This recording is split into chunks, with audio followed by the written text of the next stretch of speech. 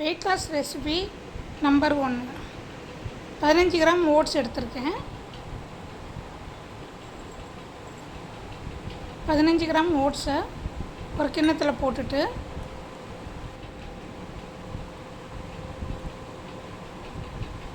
சப்ஜா விதை இருக்குல்ல, சப்ஜா சீட்ஸு, அது 1/4 டீஸ்பூன் எடுத்திருக்கேன்.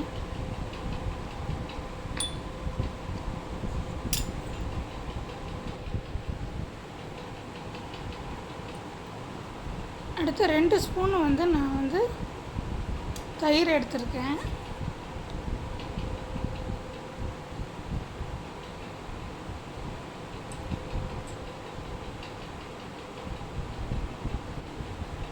அடுத்து 1 கப்பு பால் எடுத்திருக்கேன்.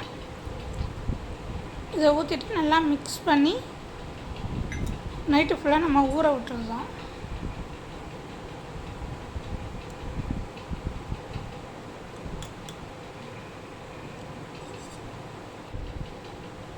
அதை மூடி வச்சுருந்தோம் நைட்டு ஃபுல்லாக ஊறட்டுன்னு சொல்லிட்டு.